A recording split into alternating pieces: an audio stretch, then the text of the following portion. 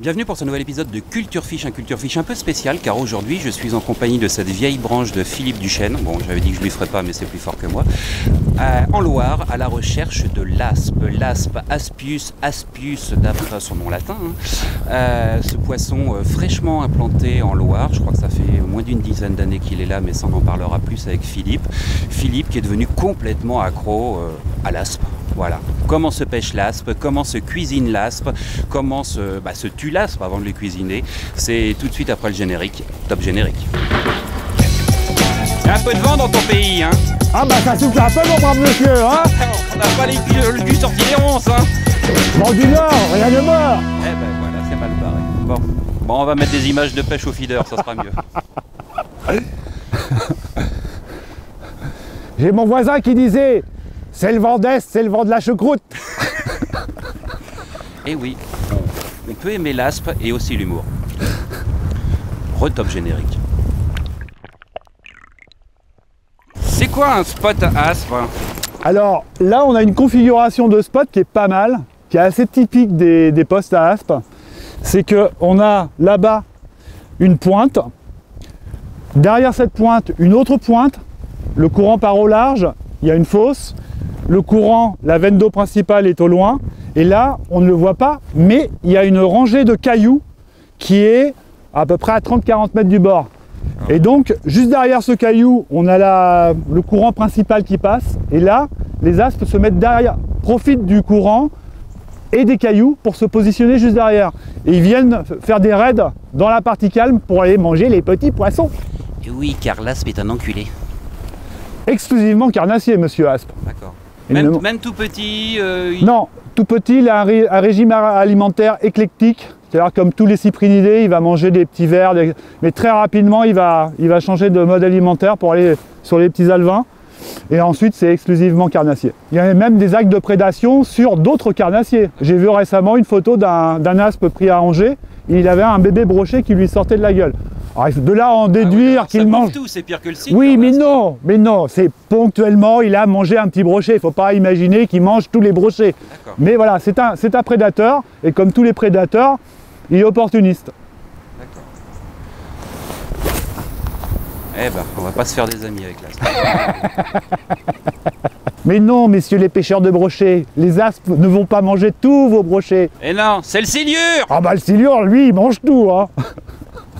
Mais sur un poste comme ça, je pouvais avoir une dizaine d'attaques en une demi-heure et puis taper 5 ou 6 poissons. Là, les poissons ne sont pas installés encore sur ce poste-là. Je pense que c'est lié au niveau d'eau. C'est une des raisons, je pense. L'année dernière, on avait un niveau d'eau légèrement plus élevé, ce qui fait que les poissons rentraient, sortaient du courant principal et rentraient un peu plus dans cette forme de calme. Et là, j'ai touché un poisson par-ci par-là, mais j'ai pas réussi à faire 4, 5, 6 poissons comme l'année dernière. La règle avec l'aspe, c'est qu'il faut vraiment oublier ce qu'on a appris avec les autres poissons. Tu te vides le cerveau complètement, et ça c'est compliqué, parce que quand tu as des acquis, tu as tendance à t'appuyer sur tes acquis pour pouvoir pêcher, et là, tu oublies. C'est une feuille blanche, tu repars de zéro. Là, on a des eaux froides, tu peux taper des poissons en surface, alors que la plupart des carnassiers, ils ont tendance à descendre à cette période de l'année. Là, il se passe rien, tu te dis, bon, bah c'est mort, aujourd'hui c'est une journée morte, tu fais 200 mètres, et les poissons, ils sont gueule ouverte et ça tape de tous les côtés. Ça ne se produit pas avec les autres carnassiers. Avec les carnassiers, c'est les montées d'eau, les baisses ou les montées de pression atmosphérique, une perturbation qui arrive, l'été, c'est les orages.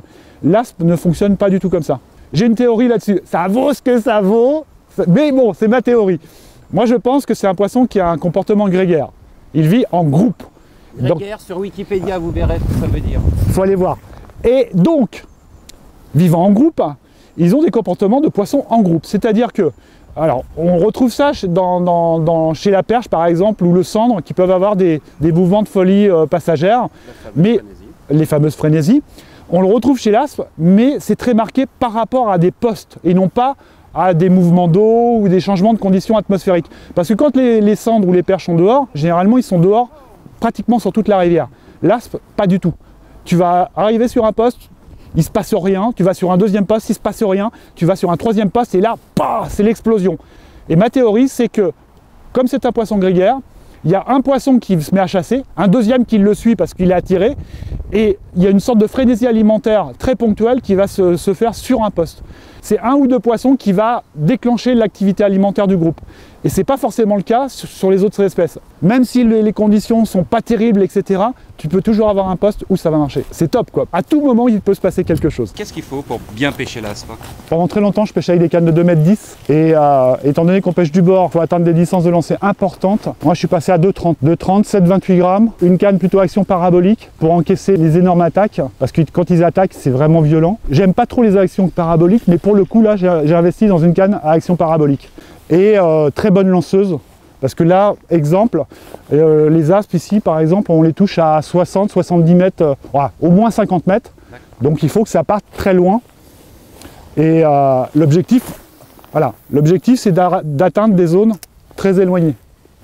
Donc 13 de 10 centièmes, fluoro 30 maxi. Et voilà, bonne lanceuse de 30. 7,28, on peut descendre un petit peu, on peut être sur du 5-20 grammes par exemple, ça peut le faire également. Et ta pointe en fluoro, faut que ça soit discret ou ils sont... Alors là, c'est un peu exceptionnel, j'ai rajouté un petit bout de 40 au cas où un brochet survitaminé viendrait attaquer mon leurre. Donc pour la discrétion, c'est 1,50 m à 2 m de fluoro. Et parce que là on est sur des eaux claires. Donc après, quand les eaux sont un peu teintées, on met 1 mètre, ça suffit. Mais là, les eaux sont très claires. Donc l'idéal, le morceau de 40, ça ne me pose pas de problème. Je touche plein de poissons en ce moment. Et si je touche un brochet, ce qui arrive quand même assez fréquemment, j'ai une petite sécurité. Aujourd'hui, alors c'est toujours comme ça. C'est toujours la même histoire. Hier, j'en ai fait 3. Mais oui, non, mais non. 21, il y a encore quelques jours, là, en 9 heures de pêche. Et aussi marseillais. Non, j'ai des preuves, monsieur, j'ai des preuves. Et oui, dans le congélo. Non. En fait, est-ce que ça se mange, l'aspe? Alors, l'aspe, honnêtement, ça ne va pas plaire à tout le monde, mais j'en ai mangé un. Ah. Et c'est meilleur que le basque? J'ai tenté d'en manger un, monsieur. Parce que, en fait, l'histoire, c'est un poisson qui était abîmé, l'hameçon était dans les ouïes, poisson quasiment mort. Donc je me suis dit, tiens, c'est l'occasion de tester et de goûter ce fameux poisson. Donc cuisine à la maison, au four, avec des petites patates assaisonnées, en papillote. On déballe la papillote et là, une drôle d'odeur me monte aux narines. Que sens-je à l'horizon? Mais ça pue. C'est l'aspe. Et donc j'ai enlevé la peau de l'aspe. Une deuxième odeur m'est montée aux narines. Et au goût, c'est juste infect. Voilà, ça ne vaut absolument rien. Et je pense que c'est sa chance. C'est-à-dire que ce poisson-là a de réelles chances de prospérer, puisqu'il ne vaut, sur le plan culinaire, absolument rien. Voilà, tout est dit. En fin d'épisode, il y aura quand même la recette de l'aspe aux patates de Loire, pour ceux qui veulent tester, pour être sûr que c'est dégueulasse. Et c'est une bonne chose si c'est dégueulasse. C'est vraiment dégueulasse. Vraiment, c'est immonde. Bah tant mieux, parce qu'on a quand même niqué tous les cendres, parce que Albert Dracovic nous a appris à les pêcher et à les tuer. Et à les tuer. Donc là, ça va peut-être cette chance-là, donc tant mieux pour lui. Hein. Non, c'est immonde. C'est vraiment immonde. Honnêtement, en plus, c'est pas de bol. J'avais invité mes potes, j'avais invité un couple d'amis à la maison et très fièrement, je leur dis « Oh, bah vous allez voir, j'ai ramené un joli aspe, je vais vous faire goûter, je pense que c'est excellent. » Et en fait, bah non, le poisson a terminé sa carrière au fond de la poubelle. Je suis triste simplement à l'idée de revoir ce poisson partir dans le sac poubelle. Mais c'est comme ça, ça ne vaut rien et c'est la meilleure des choses qui puisse lui arriver parce qu'on devrait être tranquille à l'avenir et avoir des populations de poissons. Cela dit, les pêcheurs pros, alors je n'ai rien contre les pêcheurs pros. Ah là, tu vas sur une piste glissante et savonneuse. Alors, non. Justement, attends, j'arrive. Oh bah ouais, attends, on va dire du mal. Ouais, pas forcément du mal. Juste pour indication, ici on a le fleuve qui fait à peu près, sur la traversée du département d'Amboise jusqu'à la confluence de la Vienne, on a à peu près 80 ou 90 km de rivière. Ouais. On n'a pas 1 kilomètre, pas 1 mètre de rivière qui n'est pas pêché par les pêcheurs professionnels. On a 4 pêcheurs pros. Et ils ont la possibilité de poser des filets partout sur la Loire. Les poissons n'ont pas 1 mètre de surface où ils sont tranquilles. Donc ils sont dérangés en permanence par nos chers amis pêcheurs pros. Et partant du principe que l'aspe ne vaut rien, on se dit oh bah, ils vont les laisser tranquilles ces petits aspes. Eh bien non, ils les pêchent parce qu'ils en font des rillettes. Oh, mais c'est pas bien. C'est dégueulasse, mais en rillettes, ça se mange. Bah disons que c'est pas bon individuellement, mais mélangé avec du barbeau ou avec autre chose, ça ressemble à quelque chose. Disons qu'on masque le goût. Voilà, donc on fait de la quantité grâce à l'aspe, c'est-à-dire qu'on augmente les volumes de poissons, ce qu'ils appellent transformés. Voilà. Donc c'est un peu embêtant de savoir que ce poisson sur le plan culinaire ne vaut absolument rien, mais que les pêcheurs pros, eux, ont trouvé un moyen de le valoriser. Voilà, tout est dit. Ça c'est dit, amis pêcheurs pro. Petit message. Immatriculation de la voiture de Philippe. Si tu pouvais éviter, ça serait bien quand même. Non, ils sont pas comme ça. Ma vieille Clio peut me rendre encore quelques services. C'est pas vrai, il a une Mercedes. Parce que Philippe est quand même journaliste patriotique. Et il roule en Clio 2. Il roule en Mercedes 2. Alors tu écris dans quel magazine? On peut le citer. Hein. Ah oui, bah, non seulement je peux le citer, mais c'est avec un grand plaisir que je peux parler de mes articles, parce que c'est quand même l'objectif, c'est qu'ils soient lus par le plus grand nombre. Alors aujourd'hui, je me rends compte de l'intérêt de YouTube, en particulier chez les jeunes pêcheurs, parce que quand je les questionne... Ils savent pas lire. Non, c'est pas qu'ils savent pas lire, c'est qu'ils vont chercher l'information ailleurs. Voilà, on va être poli avec la jeune génération, ils vont chercher l'information ailleurs. Donc, chez les jeunes pêcheurs, on me connaît plus pour les vidéos YouTube, et chez les pêcheurs un peu plus âgés, la plupart savent que j'écris pour le magazine Planète Carnassier, c'est le magazine pour lequel je travaille la plupart du temps, et ponctuellement pour le magazine Partir pêcher, sur les voyages de pêche. Et tu bosses aussi pour Seasons, et tu n'es pas que figurant pour Catherine et Liliane.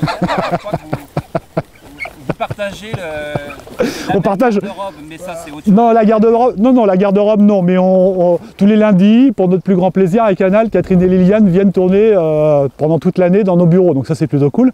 Non, accessoirement, je travaille pour Seasons, mais là ça fait... Le dernier documentaire que j'ai fait, c'était il y a 4 ans. J'ai reproposé d'autres projets, notamment sur l'aspe, mais c'est un peu compliqué parce que c'est un poisson qui est encore mal connu. Et la chaîne préfère privilégier d'autres documentaires plutôt axés sur le brochet, le cendre, etc. Donc, non, mais j'ai fait 2 documentaires pour Seasons, plutôt, il me semble, appréciés des pêcheurs. Donc voilà, plutôt sympa. Disons que c'est... La pêche, à côté de mon métier qui est celui de documentaliste, ça prend une part très importante. Ouais. Documentaliste, pas au CDI, hein, le mec qui tamponne la carte, hein. Le mec qui recherche. Non, parce que le documentaliste... Bah, il suffit de penser à l'INA. Ça s'appelait comme ça à mon époque, il y a 20 ans, ça s'appelle toujours un CDI? Oui, toujours. Et alors il y a documentaliste et documentariste. Le documentariste, c'est lui qui fait des documentaires. Waouh. Non, moi je fais de la merde. Non. Ne te sous-estime pas. C'est quand tu es payé pour le faire. Oui, c'est vrai. Défrayé en leur soupe. C'est vrai. Ce n'est pas faux. C'est pas faute d'avoir essayé de vendre le concept à Seasons de Culture Fish, mais bon. Bah, qui ne tentera... C'est compliqué, avec le CSA, on peut pas citer de marque. Qui ne tente rien à rien, mon cher Stéphane. Oui, non, mais j'ai tenté, hein. C'est pour ça qu'après, je me suis prostitué pour être payé en pochette de leur soupe, hein, pour continuer. Et on mouline comme une patate. 2005 c'est le minimum, 3000 c'est pas mal. Après moi je préfère le 2005. Je trouve qu'au niveau confort c'est plus... Ah, c'est perso. Ouh. Châtaigne? Je sais pas. J'ai lâché la manivelle au moment où j'ai senti... Ah non, une micro châtaigne. non mais je pense qu'il y a eu quelque chose. Allez vas-y, parfait là. C'est bien ça. Va chercher bonheur. Va chercher bonheur. Ramène à papa quelque chose.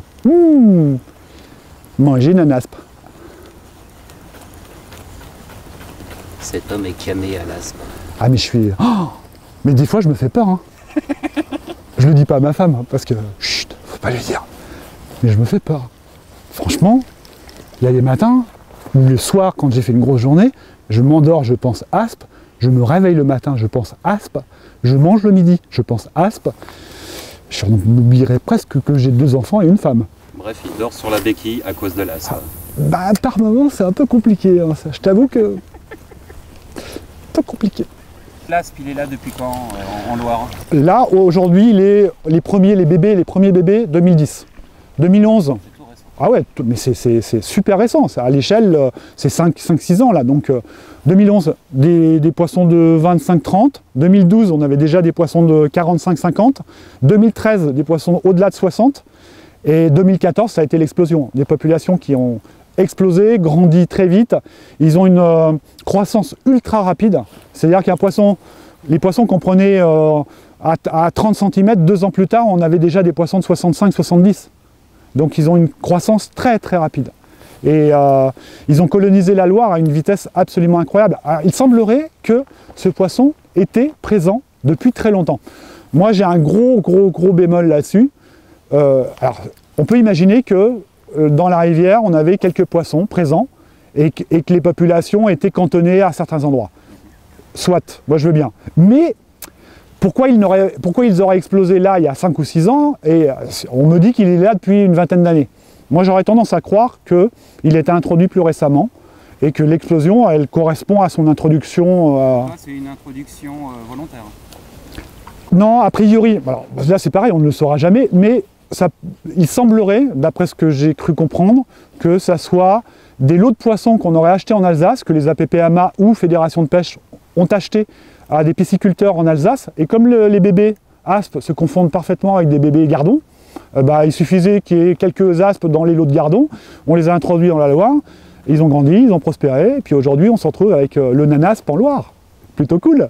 Il est présent partout, sur tout le cours de la Loire, ou il est vraiment localisé à des endroits très spécifiques? Dire exactement jusqu'où il a colonisé la Loire, ça je suis incapable de le dire, mais en tout cas, au-dessus de Nevers c'est certain.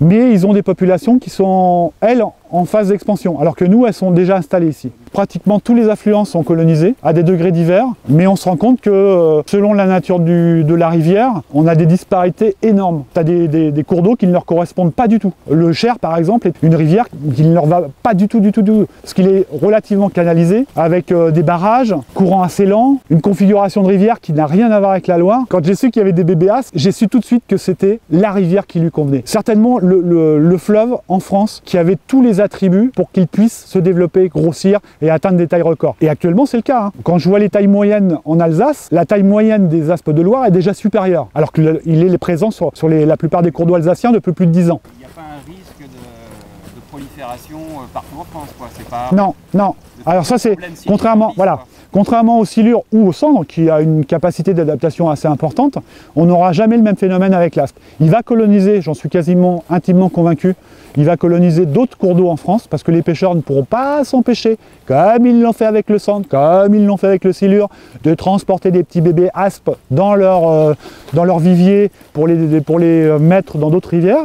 Mais il lui faut des configurations très particulières. Du courant, des eaux vives, beaucoup de zones avec du caillou, des accélérations, des ralentis, des calmes, et toutes les rivières de France n'ont pas ce genre de profil.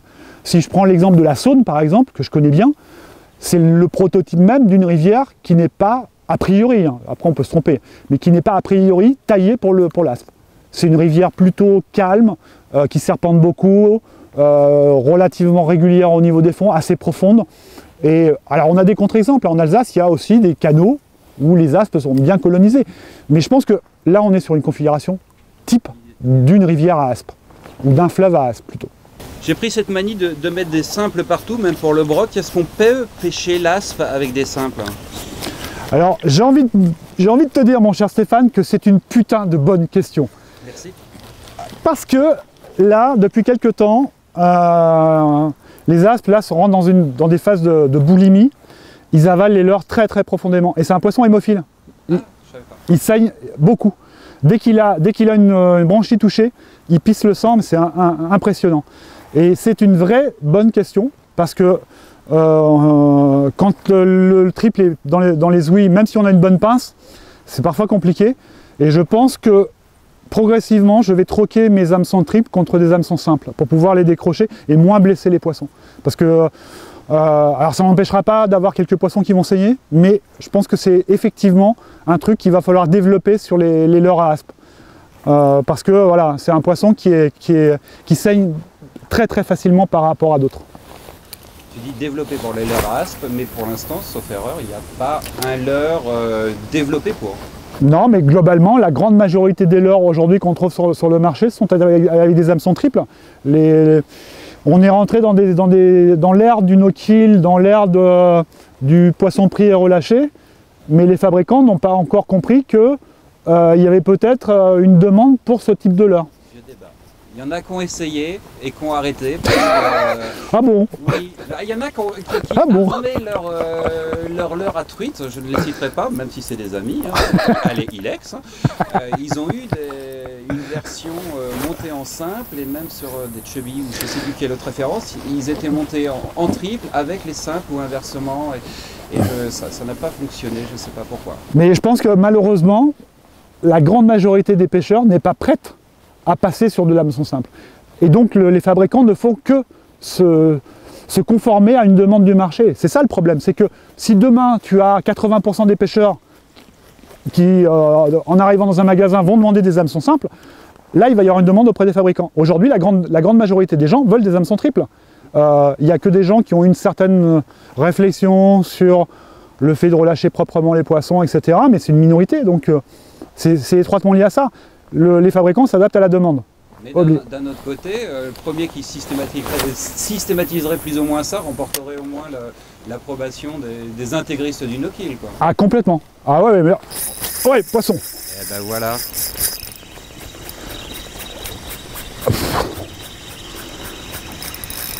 Ah, c'est pas gros.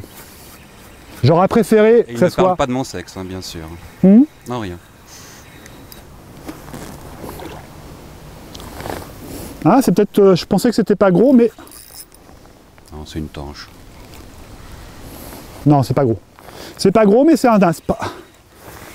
Aspius, Aspius, on en a parlé depuis un petit bout de temps, le voilà. Ah, si, c'est correct. On voit la petite nageoire, la fameuse petite nageoire. Allez, va voir Stéphane, va voir tonton Stéphane.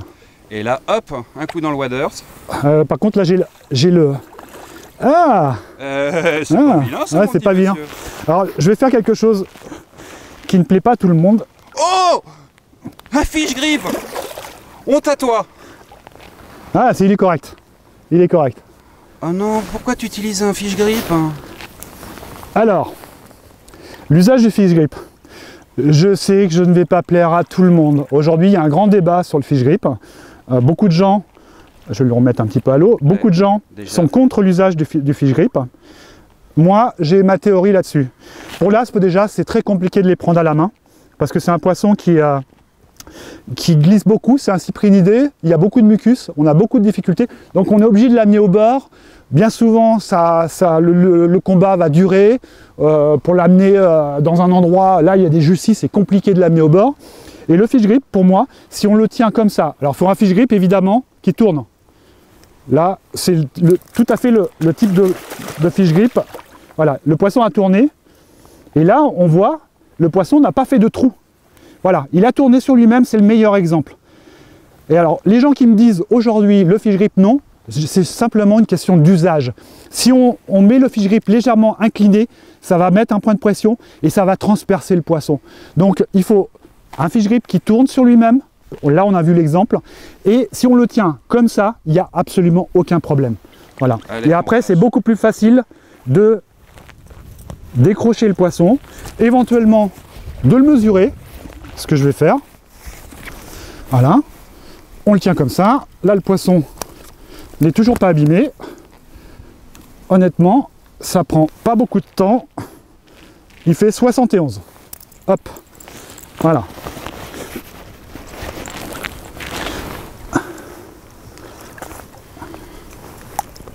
Salut Pépère. Un beau poisson. Ça c'est un poisson de taille moyenne. Ça pour toi c'est un poisson qui a quel âge? Très difficile à savoir. On va dire... moi je dirais... ces poissons qui grossissent très vite, qui ont un taux de croissance extrêmement rapide, c'est peut-être un poisson qui a 5 ans à tout casser. Parce que ça, c'est les bébés qu'on prenait en 2011. Il a peut-être moins de 5 ans. Moi, je dirais 4 ans. Mais quand on regarde la nageoire, les nageoires de ce poisson, regarde la taille des nageoires de ce poisson. C'est juste fait pour nager. C'est taillé pour les courants, quoi. C'est juste, c'est C'est magnifique. Moi, je trouve ce poisson magnifique. Ça n'a pas de dents? Non, c'est un cyprinidé, hein, il n'y a absolument pas de dents. Bon, par contre, on laisse repartir? Ouais, on laisse repartir. Allez. Merci, bonhomme. Salut, merci. Ouh. And the winner is Philippe Duchesne. Alias la vieille branche. Ça fait... Non, je suis content. Fait. Honnêtement, je suis content parce que là, on a des conditions difficiles. J'ai fait beaucoup de poissons ces derniers temps. Là, on a des conditions un peu particulières. Faut se battre là. Là, on est vent d'est, assez soutenu, on s'en rend pas compte, mais là, ça passe sur les arbres. C'est compliqué. C'est compliqué. Mais je suis devenu addict à ce poisson. Pour te donner un ordre d'idée, l'année dernière, quand ils se sont mis à chasser, mais alors c'était indécent. C'était indécent, mon brave monsieur. Indécent. À partir d'octobre, parce que ça c'est marrant aussi, je note tout. Je note toutes mes captures, depuis que je suis gamin, depuis que je suis adolescent. Et donc, c'est bien parce que ça me permet aussi après de me replonger dans mes notes. Et cette année, je voulais voir quand est-ce que les aspes s'étaient mis vraiment en activité par rapport à l'année dernière. Eh bien, étonnamment, à 2 jours près, j'ai retrouvé les pics d'activité. C'est-à-dire que les grosses séries, je les ai faites l'année dernière à partir du 13 octobre et cette année le 10 octobre. Avec le même niveau d'eau? Avec le même niveau d'eau, on a les mêmes configurations que l'année dernière. Donc ça prouve vraiment bien que le top départ là, sur la grosse activité des aspes, elle n'est pas comme je le pensais mi-septembre, mais vraiment plutôt fin septembre, début octobre, voire mi-octobre. C'est ça le pic? Ah oui, là on est dedans. Là. En plein été Bon, en plein été, ils sont moi je l'appelle le poisson qui rend fou. Pour une simple raison, c'est que l'été, tu les vois. Là, on ne les voit pas trop en ce moment. Les chasses, elles ne sont pas trop marquées. On en voit, mais le plus souvent, les grosses pêches, tu les fais alors qu'il ne se passe rien à la surface. L'été, tu vois des chasses de partout, sauf que ils sont sur des alevins, et pour les prendre, c'est quasiment mission impossible. Donc, c'est un poisson, beaucoup de gens arrêtent de le pêcher parce que ils le pêchent, ils se ramassent des râteaux monumentaux, et du coup, les mecs, ils en ont marre, quoi, ça les fatigue de ne rien prendre, d'avoir des chasses de partout et de rien prendre. Et j'ai pas encore trouvé le truc sur les pêches d'été, mais je suis pas tout seul, hein. La plupart des bons spécialistes l'été se cassent le nez parce que c'est un poisson qui ne se nourrit que de micro-alevins. Et j'ai une théorie aussi qui vaut ce que ça vaut.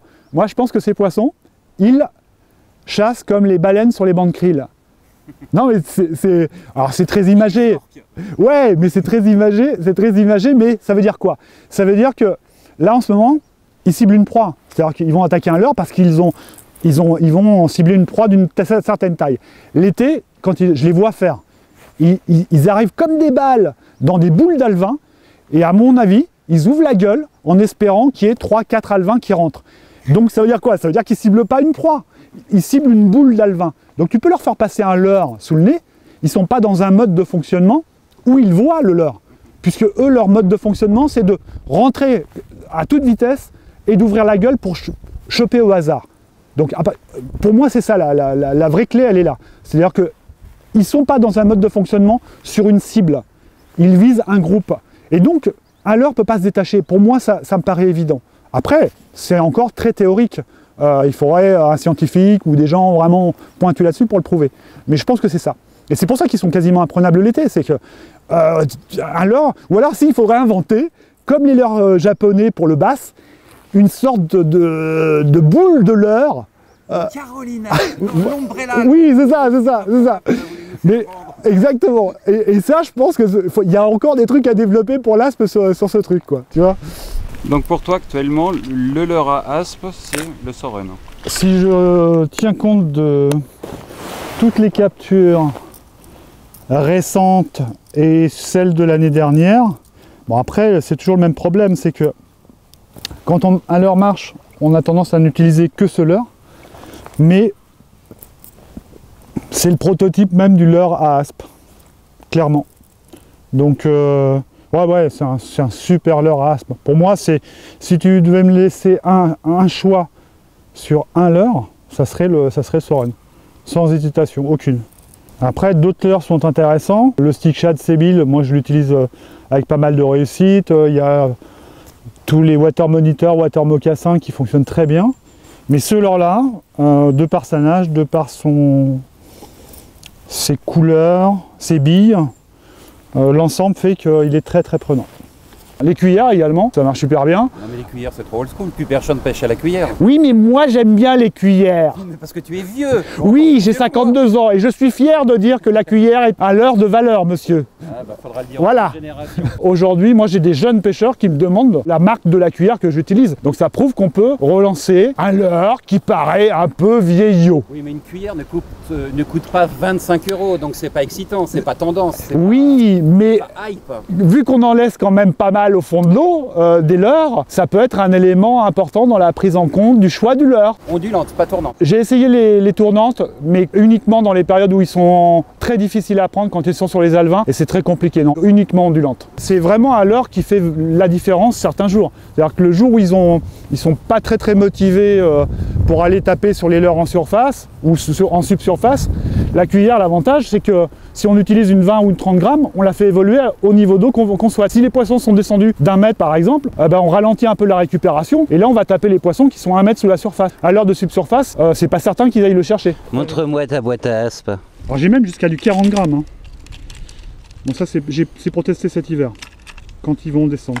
Donc la cuillère n'est pas là, elle est forcément... Alors il y a de tout, hein. Là c'est ma boîte multifonction dans laquelle j'ai la majorité de mes leurres à aspe. Et donc, cuillère Alco, elle est là. Voilà. Alors là, il n'y a pas un honneur dessus, c'est pas très beau. Mais, ça c'est une 20 grammes je pense. Ouais, 20 grammes. Voilà. Déjà 20 grammes, par rapport à un leurre comme ça, on est sur une taille équivalente. Mais ça va se lancer facilement 10-15 mètres plus loin que ça. Parce que ça pénètre l'air, ça se lance super bien. Et certains jours, c'est redoutable, mon cher ami. Est-ce que tes petits-enfants pourront pêcher de l'aspe? Ça, c'est une bonne question, ça. J'aimerais, mais j'en suis pas sûr. Au rythme où on gère mal les rivières, entre la pêche professionnelle, qui impacte beaucoup le milieu, et qui risque de s'étendre, entre les pollutions diverses et variées, le manque de contrôle, parce qu'on manque de contrôle au bord de nos rivières, donc les gens font n'importe quoi, braconnent impunément. Au regard de tout ça, je suis pas spécialement super optimiste, quoi. Il faut qu'on change notre façon de gérer l'eau et les rivières en France, parce que à terme, on risque d'avoir de drôles de surprises, honnêtement. Parce que aujourd'hui, l'industrie, l'agriculture a encore trop de droits sur les eaux et sur les cours d'eau. Et ils ne sont pas suffisamment sanctionnés de toute façon pour les empêcher de faire quoi que ce soit. Et puis il faudrait que nos instances fédérales réfléchissent à un moment ou à un autre de savoir comment il faudrait organiser la pêche en France, parce que moi je pense qu'il faut que tout le monde travaille main dans la main, qu'on puisse avoir une représentativité sur le plan politique. Quand on voit que 400 pêcheurs pros arrivent à obtenir des choses auprès du ministre de Ségolène Royal, auprès du ministère de Ségolène Royal, on se dit que les 400 pêcheurs pros, ils pèsent plus aujourd'hui que les 1 500 000 pêcheurs de loisirs. Donc c'est quand même, ça laisse réfléchir. On peut se dire qu'il y a peut-être quelque chose à revoir dans la façon de gérer la pêche en France. Moi je pense qu'il y a toute une réflexion globale qu'il faut avoir. Sinon, on risque d'avoir des problèmes à l'avenir. Moi, j'espère avoir des petits-enfants un jour ou l'autre. J'ai 2 enfants, donc j'en aurai peut-être. Et j'aimerais pouvoir les emmener à la pêche sans leur dire « Oh, papy, quand il était jeune, qu'est-ce qu'il prenait comme poisson ?» Raconte-nous l'histoire de l'aspe. Raconte-nous l'histoire de l'aspe. C'était comment un aspe, papy? Voilà, ça j'aimerais bien éviter ce genre de choses. Sans être très pessimiste, je ne vais pas dire que je suis très optimiste non plus. Il faut vraiment que tout le monde se fédère, tout le monde prenne conscience qu'il y a peut-être un système qui ne fonctionne plus au niveau de la pêche. On a peut-être fait son temps. Le système associatif a ses limites. Moi, je suis de ceux qui prônent la professionnalisation de la pêche. Donc on sort du système associatif et on a des présidents de fédé, des représentants de la pêche salariés qui ne font que ça, qui ne s'occupent que de la pêche. Voilà, c'est mon point de vue, ça n'engage que moi. La société a beaucoup changé et on reste sur un mode de fonctionnement qui est, à mon sens, archaïque. Il faut des gens motivés, jeunes, dynamiques et qui consacrent leur journée entière à la pêche et à tout ce qui tourne autour de la pêche. Voilà, ça c'est dit. Dites, monsieur, Oui. pourquoi les poissons là, ils chassaient partout il y a 2 minutes, et pourquoi on les prend pas? Pour t'emmerder, mon enfant. Oui, monsieur, mais je comprends pas parce que là, on les voyait sauter comme les dauphins. Il y en avait partout là. Et puis on jette nos leurres et on les prend pas. Pourquoi, monsieur? Parce que c'est ça la pêche. On prendrait un poisson à chaque fois, ça n'aurait plus de charme. Faut toujours se remettre en question, apprendre et... Ouais, mais j'ai envie de te dire, c'est pas drôle. Ouais, c'est pas drôle, mais c'est ça qui fait le charme de la pêche. Sinon, on irait tous dans des bassines et puis... bon, il y a déjà les truites de bassines à l'ouverture. Voilà, tu peux pêcher des poissons systématiquement, on appelle ça l'ouverture. Ah oui, ouais, c'est là quand tu jettes une cuillère ou un gros verre dans l'eau et là il y a des truites qui se jettent par milliers sur ton leurre. Oui, parce que ce sont des truites élevées au granulé. Oui, mais il faut les tuer celles-là. Ben, c'est fait pour ça, on les élève pour ça. Tu achètes ta carte de pêche et on te donne une truite. Oui, mais monsieur, c'est un peu idiot tout ça. Et oui, mais c'est ça ce que nos instances halieutiques Et pourquoi les grands ils font pas des travaux sur la rivière pour que les truites elles puissent se reproduire? Parce que c'est trop compliqué. Ah ouais. Et ça coûte cher? Pas plus. Mais pas ça plus. demande de réfléchir, de penser à l'avenir. Alors que là, nous sommes sur un système où nous pensons qu'à l'immédiateté. Ah oui, je crois que je comprends, mais je suis encore trop petit pour comprendre. Eh oui. Va sur le site de la FNPF ou sur Génération Pêche. Tout est clairement indiqué. Ouais, et voilà comment perdre mes derniers annonces. Mais pour toi, tu penses qu'on va droit dans le mur? Sans être extrêmement pessimiste, il faut qu'on se bouge quoi. Il faut vraiment qu'on se bouge. Parce que, et quand je dis nous, c'est nous les pêcheurs de loisirs et les structures qui nous chapeautent. Les APPMA, les fédérations de pêche, tout le monde doit aujourd'hui se bouger parce que on va effectivement avoir un problème à un moment ou à un autre. Et on commence à le voir. On a des sécheresses à répétition, on a des crues qui font énormément de dégâts. Les sécheresses à répétition, c'est extrêmement négatif pour une rivière. Il y a plein de poissons qui sont affaiblis par les hivers rudes, qui vont pas passer l'été suivant. Plus le niveau d'eau est bas, plus les polluants sont concentrés. Donc un poisson qui est déjà un peu affaibli par plusieurs crues à répétition, ce poisson-là, dans des niveaux d'eau avec des concentrations de polluants élevées, avec les PCB, avec les nitrates, les pesticides, les poissons, moi j'aimerais pas être poisson dans la Loire aujourd'hui, hein, je vous le dis, hein. Compliqué. Hein.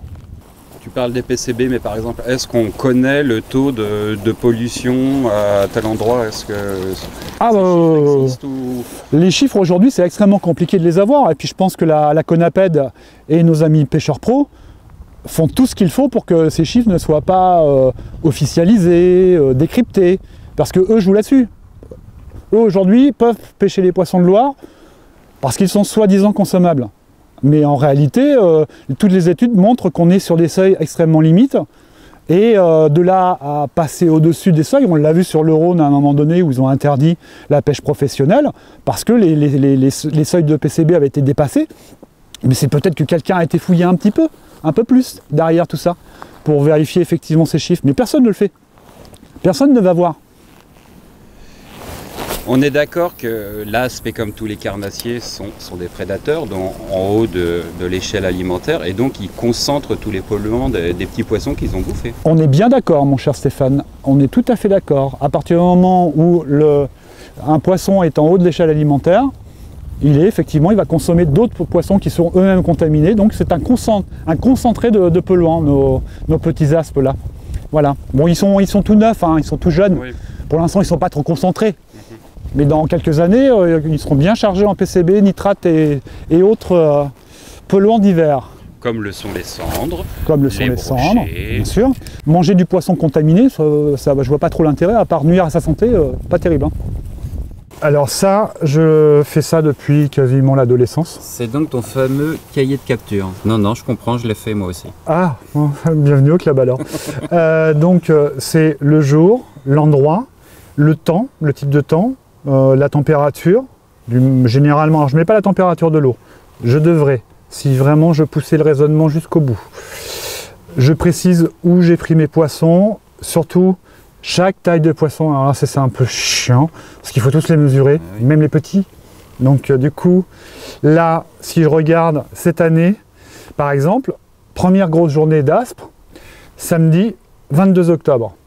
Non, je dis une bêtise. Non, c'est là, 17 aspes, oui, c'est là, c'est stabiloté. 15 octobre, donc 2016, 17 aspes pris dans 5 heures de pêche. Et avant, pas grand-chose. Un poisson par-ci, un poisson par-là, blablabla, blablabla. Si je remonte à 2015,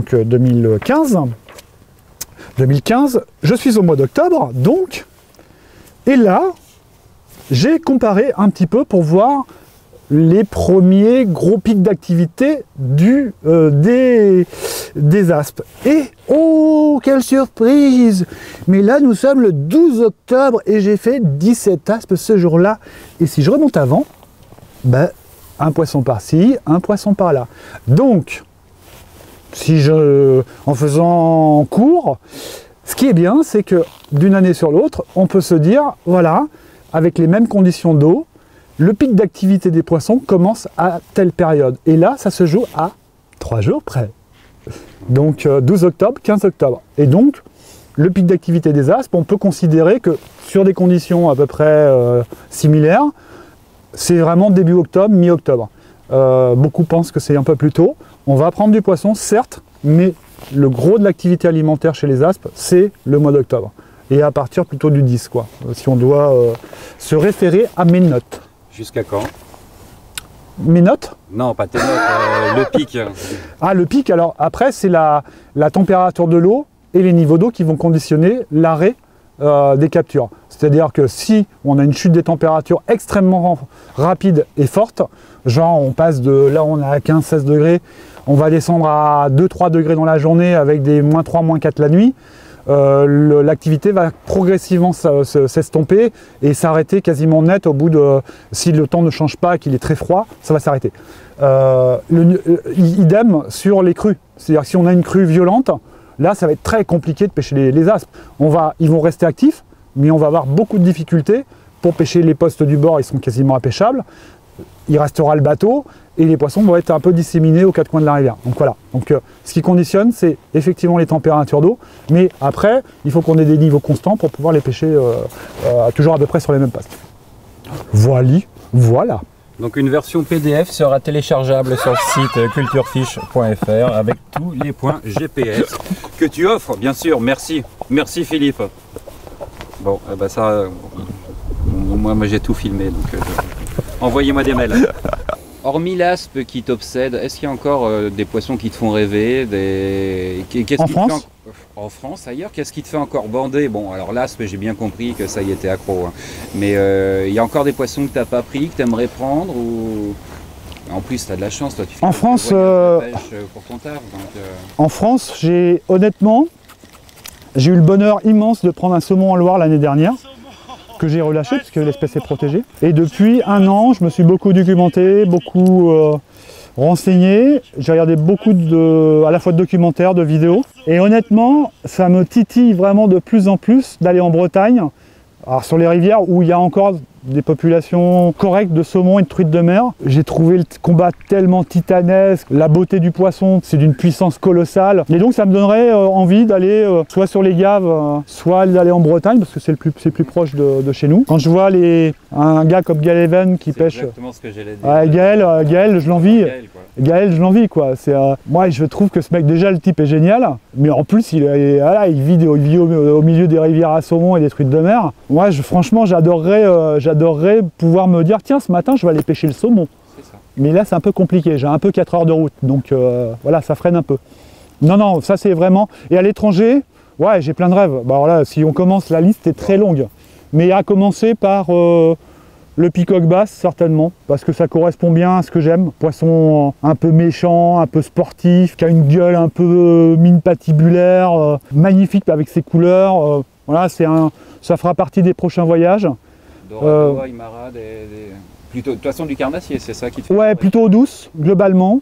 Je viendrai à la mer, mais plus tard. Oh, une petite carangue. Ouais, mais plus tard, Quand j'aurai beaucoup de temps, que je ne serai plus salarié chez Canal+, que je pourrai aller à la pêche quand je veux. Là, j'irai là, j'irai effectivement vers les pêches tropicales. Non, j'ai encore plein de trucs. Le taimen, normalement, si ça se passe bien, l'année prochaine, au mois d'août, je serai en Mongolie. Après, normalement, si madame est d'accord, parce que ce sera le mois d'août, donc c'est un peu compliqué d'organiser ça sur une période de congés familiaux. Mais donc taimen, Peacock basse quasiment certains après. Et puis plein aussi. Le tarpon, j'adorerais pêcher un jour le tarpon. Ouais, il y a plein d'espèces. On peut passer une vie entière à traquer les poissons d'eau douce, on n'aura pas assez d'une vie de toute façon pour tous les rencontrer, tous leur faire un bisou, tous les relâcher. Est-ce que tu as fait des crapets de roche? Il y en a dans la Loire. Alors des crapets de roche, à ma connaissance, il n'y en a pas trop sur le secteur, mais sur Blois, il y aurait des endroits où les crapets de roche se reproduisent. Oh. Mais c'est un secret. Et c'est un très joli petit poisson. Ouais. Originaire d'Amérique du Nord, je crois. Hein. Eh ben oui, encore un clandestin. Eh ouais, font chier ces poissons d'Amérique du Nord. À part la carpe, et encore, la carpe a été introduite. Ah oui, c'est pas. Ouais, bien sûr. Bien sûr. Et ça, on l'a oublié. Voilà. Complètement oublié. Et après, on va dire, ah, le silure, il bouffe tout, il n'est pas de chez nous. Eh ben, la carpe non plus. Tu penses quoi de tous ces guides de pêche qu'on forme? Il n'y a pas trop de guides de pêche par rapport aux pêcheurs qui vont utiliser leur service? Et quand même, on a des écoles de guides de pêche, mais bon. J'ai envie de te dire, tu poses quand même des questions, hein. Tu pousses le bouchon un peu trop loin. Maurice, j'ai envie de te dire, Maurice, tu pousses le bouchon un peu loin. Bon, t'as envie que je me fâche avec tout le monde? Non, mais ça peut être coupé au montage. Ouais. Alors, vous savez quoi? Envoyez sur Facebook, 1 si vous voulez qu'il réponde, 2 si vous voulez pas qu'il réponde, et moi j'enregistre tout de suite la réponse. Alors là, je vais te répondre. Je vais faire une réponse politiquement correcte, voire une réponse de Normand. Limite incorrecte quand même. Je pense que beaucoup de guides de pêche aujourd'hui, ça c'est mon point de vue, j'ai beaucoup voyagé et c'est très utile dans la perception que je peux avoir des guides de pêche. J'ai été confronté de près à des guides de pêche à l'étranger. Ce sont des mecs qui, dans la grande majorité des cas, n'ont pas de canne, ne pêchent pas et accompagnent le pêcheur en lui donnant tout un tas de renseignements utiles pour prendre du poisson. Et de mon point de vue, un guide de pêche ne devrait pas pêcher. C'est-à-dire qu'il accompagne un pêcheur, il est payé pour ça. On ne le paye pas pour prendre les poissons sous le nez de son client. Alors certains, pour se donner bonne conscience, disent « Mais oui, tu te rends compte, j'ai pris 15 poissons devant lui, ça lui a donné envie de pêcher. » Ah ouais, et je la trouve bonne celle-là, parce que les 15 poissons, le mec il aurait pu en prendre 2 ou 3. Mais l'autre, le guide en question, je ne cite personne, mais ça existe réellement. Le guide en question, il a pris tous les poissons prenables. Et le gars derrière, il a fait les photos et les vidéos des poissons qu'il n'a pas pris. Alors de temps en temps, il y en a un qui va réussir à prendre un poisson ou deux. La bonne excuse des guides, c'est de dire « Ah ouais, mais oh, vous vous rendez compte, et je lui ai montré quand même hein, qu'il y avait du potentiel sur la rivière. Il va revenir, c'est sûr qu'il va revenir. » Et moi, je pense que ça, c'est exactement ce qu'il ne faut pas faire. Le contre-coup de ça, c'est quoi? C'est que les clients ne sont pas dupes. À un moment donné, ils se rendent bien compte que le gars, il cartonne, il prend du poisson, etc. Et qu'est-ce qu'ils font la fois d'après? Eh ben, ils reviennent avec leurs copains, ils prennent un bateau, ils vont sur les postes du guide en question. Et à un moment donné, moi, je me serais interrogé en tant que guide en me disant, mais c'est quand même bizarre. Les mecs, ils reviennent tout seuls après derrière. On va me dire, on est des latins, c'est normal. Le latin, il aime bien prendre les infos, se les garder pour soi. Dans la culture anglo-saxonne, jamais un pêcheur n'oserait revenir à un endroit où il a été guidé. Il faut juste réfléchir à ça. Il y a des guides qui font très très bien. J'ai un exemple en Indre-et-Loire avec Frédéric Briou. Fred, si tu nous entends, tu me dois un culture fiche. Fred. Un big up pour le petit Fred. Fred, c'est un mec qui a complètement intégré le guidage. Il pêche très peu. Il accompagne les clients. Quand la pêche est très difficile, il va prendre la canne pour montrer qu'on peut faire du poisson. Là, ça rebooste un peu le client et c'est très bien. Il faut savoir trouver les justes compromis. Lorsque la pêche est très difficile, un guide qui prend une canne et qui prend un poisson, moi, ça ne me pose aucun problème. Ce qui me pose problème, c'est de voir un guide qui pêche toute la journée, qui va passer devant le client et prendre les poissons tout sur les postes devant le client. Et le client va devoir se contenter des miettes, entre guillemets. Donc les guides, c'est fait, les pêcheurs pros, c'est fait, les instances halieutiques, c'est fait. Tu es conscient qu'on peut te retirer ta carte de presse avec ce culture fiche? Justement, qu'est-ce que tu penses du système des sponsors? J'ai plein de petits jeunes qui me harcèlent en me disant « Ah, je veux être sponsor, c'est bien d'être sponsor ». On pousse au crime, on est d'accord? Sur le sponsoring, ouais. C'est comme toute chose. Si le sponsoring est bien fait, c'est-à-dire qu'on va sponsoriser un pêcheur, on va l'aider à ce que son matériel lui coûte moins cher, donc il va pouvoir s'acheter du matériel à moindre coût, il va être le représentant de la marque sur les compétitions, etc. Jusque-là, tout va bien. Après, il y a toutes les dérives, possibles et imaginables. Et on arrive à des trucs complètement dingues, c'est qu'il y a une partie de gens sponsorisés qui sont comme tout le monde, ils testent plein de leurres, ils utilisent plein de leurres. Bah, tous les leurres qui fonctionnent du moment, quoi. De temps en temps, ils vont prendre un poisson avec un leurre qui n'est pas de la marque sponsor. Combien de compètes se sont gagnés en palette, sans jamais le dire? Par exemple. Et de temps en temps, le leurre qui initialement avait pris le poisson est retiré pour être remplacé par un leurre de la bonne marque. Donc voilà, ça c'est des petits détails, c'est des petites choses. Tant que ça ne va pas plus loin que ça, ça reste gênant dans l'esprit parce qu'on ment aux gens en leur faisant croire que ils ont pris un poisson avec telle heure alors que c'est faux. Il ne faut pas que ça soit répété. Quand c'est répété... Par exemple, quand il y a un tournage de film, on sait très bien que l'équipe passe avant dans une pisciculture, prendre un ou deux brochets d'1 mètre et qu'on le remet après en cours de film. Alors ça se dit. Je ne citerai personne, mais un monsieur qui a fait des films à une époque, effectivement, faisait ce genre de choses. Ah, donc c'est pas qu'une légende halieutique. Non, alors ça date déjà d'il y a une quinzaine d'années. Hein. Heureusement, ces méthodes sont révolues. Voilà. Mais il fut un temps où, effectivement, mais ça c'est la génération, j'ai envie de dire, c'est la génération histoire naturelle. C'est-à-dire que histoire naturelle. Et là, à 3 h du matin, on voyait le gars prendre. Alors, il faut que je la raconte parce que juste là, elle est juste énorme. Moi, j'étais un jour à pêcher le black bass sur le Touet, qui est une magnifique rivière dans le Maine-et-Loire. Et j'ai rencontré Dominique, qui est le fils d'un monsieur qui est aujourd'hui décédé, qui était fabricant de bouchons, et qui avait participé à une histoire naturelle. Alors c'était super, il avait pris un gros brochet au vif, c'est au moins 1 mètre, et puis la scène était incroyable. Moi, ça a contribué à faire le pêcheur que je suis devenu, parce que ces images, forcément, elles rentrent dans un coin de la tête et elles ne s'en vont pas. Et bon, voilà, le temps passe, et puis un jour, je recroise le fils à l'occasion d'une partie de pêche, et je dis « Oh là là, la scène avec ton père, oh, mais moi, ça m'a donné envie d'aller à la pêche. » Ah, mais ouais, le brochet qu'on avait récupéré dans la pisciculture, qu'est-ce qu'il était beau. Et là, le mythe est tombé. Plouf.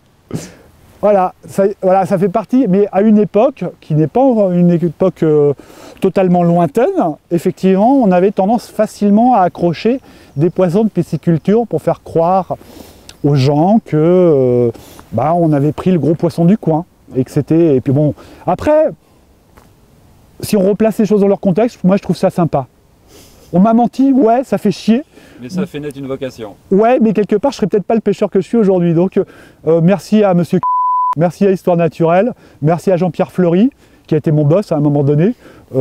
Coucou Jean-Pierre, si tu me regardes. Et voilà, non, mais quand on ment et que à l'image, le mensonge devient quelque chose de valorisé, moi je suis pas loin de dire ouais, on peut mentir de temps en temps, un petit peu, pas trop. Si ça se voit pas et si c'est très bien fait, si on arrange... moi je préfère honnêtement voir une image comme ça où on a accroché un gros brochet pour le faire croire qu'on l'a pris au vif, plutôt que de voir une belle image naturelle d'un gros brochet qui va sanguinoler, qui va avoir du sang partout, avec le leurre au fond de la gueule. Quitte à choisir, la première me fera un peu plus rêver que la deuxième. Voilà, ça c'est dit. La journée n'est pas encore finie, mais j'avais envie de dire déjà, tout d'abord, merci à monsieur Stéphane Sens, encore lui, qui à Clermont dernier nous a dit bisous Steph, on te fait un gros bisou. Moi je fais un gros bisou à Steph que j'aime particulièrement. Voilà, moi aussi. Et il nous a dit, les garçons, asseyez-vous là, vous avez des choses à vous dire. Vous ne se connaissez pas, et une fois de plus, il fait très bien son boulot d'entremetteur halieutico. Donc voilà, la journée se termine bientôt, la nuit est en train de tomber. Moi j'ai passé une très belle journée en ta compagnie. J'ai découvert un petit coin de paradis, un petit bout de ta rivière, de ton fleuve, hein, le dernier fleuve sauvage d'Europe, hein, comme dit la brochure et le syndicat d'initiative. On aura fait quelques poissons. Moi j'ai décapoté, voilà, j'ai fait mon premier aspe par un mec complètement accro de l'aspe et surtout un passionné de sa rivière, un passionné des rivières et de la pêche. Et un mec, alors on y va, hein, c'est compliment, hein, je le reverrai peut-être jamais, hein, c'est un sale con, hein, il m'a fait manger de la rillette de silure à midi. Il n'hésite pas à partager sa passion, ça déjà c'est hyper sympa. Et louable et généreux. Ces coins de pêche, voilà, ça, bon, à mon avis, il va tous se les faire griller au fur et à mesure, et on en a parlé pendant la pause repas. Il se fait griller ses coins de pêche, donc ça c'est moins bien, mais voilà, c'est plus fort que lui de partager ça, donc j'ai envie de dire merci Philippe, tout simplement, merci pour cette belle journée, merci pour l'angine que je suis en train de choper parce que j'ai mes waders qui sont percés. Et j'ai une couille qui trempe, hein, on peut le dire, hein, voilà, donc ça c'est fait. Mais en tout cas, voilà, j'ai découvert l'aspus, Et on reviendra ici, dans la Loire. Hein, alors, tu reviendras à une période, je pense, peut-être l'année prochaine, parce que cette année, ça a été compliqué, mais l'année prochaine, tu reviendras en espérant tomber à quelques jours près, tu étais dedans, là. On était vraiment, on était dans le... je t'aurais fait vivre vraiment des moments de pêche intense. Bon, là, aujourd'hui, je suis déjà très content que tu aies pris un poisson. Moi, c'était un peu mon objectif. Voilà, c'était mon objectif, de te faire prendre un joli aspe de Loire. J'ai pris qu'un seul poisson aujourd'hui et honnêtement, je vais te dire, ça me suffit amplement à mon bonheur. Je n'ai pas besoin, je ne suis pas dans la course effrénée à la quantité, au score. Alors si, j'aime bien dire, j'ai pris 15 aspes en 3 heures, 17 aspes en 1h30. Mais non, honnêtement, 74, les journées où je passe comme ça du temps avec quelqu'un que j'apprécie à échanger, un seul poisson aujourd'hui, plus un décroché, plus des chasses vues, des moments d'excitation. Voilà, on est au top, moi ça me va. En plus on va avoir droit à un petit coucher de soleil super sympa, donc que du bonheur. Et pour être totalement franc, parce qu'on est totalement franc, vous aurez vu beaucoup plus d'aspes. On aurait pu vous dire qu'on les a tous fait aujourd'hui, mais non, c'est Philippe qui va me filer des vidéos GoPro. Ouais, ça c'est pas sûr, hein, c'est pas sûr encore. Faut que tu raques un peu quand même. Donc, tous les aspes que vous aurez vus, en plus des deux où je mettrai ça, c'est des vrais aspes d'aujourd'hui. Tous les autres, c'est des aspes recyclés. On pourrait vous faire gober n'importe quoi, parce que c'est ça un peu le problème des images. Et oui. Mais non, tout est vrai. Pas foncièrement le discernement de ce qui est vrai, de ce qui est faux. Tout le monde crie au fake sur Photoshop, mais je pense que beaucoup de personnes gobent tout et n'importe quoi. Ne vous fiez pas aux images, elles sont souvent trompeuses. C'est vrai. Et notez toutes vos petites prises sur des carnets de poissons, sur des carnets. C'est bien les petites prises. Ouais. Non, c'est pas ça que je retiendrai. Je retiendrai plein de choses de cette journée, mais c'est comme ça que vous progresserez. Chasse. Analysez, apprenez, ne vous contentez pas d'une seule technique, soyez curieux, je pense. Hein. Ouais. Le plaisir est dans le changement. Si j'ai un message à passer, ça, c'est soyez curieux. Ouais. Soyez inventif, et il faut s'émerveiller du moindre petit truc sympa. Simplement une belle lumière, un foulque qui s'envole. Je sais pas. Alors, un foulque, hein, pour les jeunes qui ne connaissent que des leurres du Japon et pas une culture. Alors le foulque n'est pas un leurre. Non, c'est ça, j'allais dire. Allez sur Wikipédia, tapez foulque, ça ressemble à une poule d'eau, mais c'est un peu plus gros. Voilà, un foulque ou une foulque? Un foulque. Un foulque.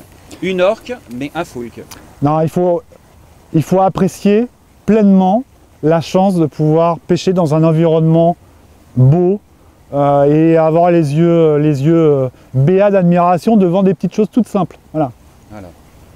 Ça, si c'est un message à faire passer, c'est ça. Et vous verrez que votre vie sera d'autant plus belle. Message du jour. Il manque plus qu'une musique de Disney dessus.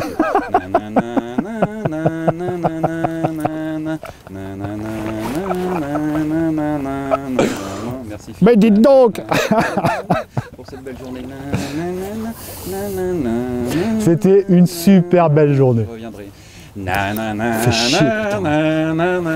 Encore se coltiver ce gros con pendant une journée, putain, fait chier ça.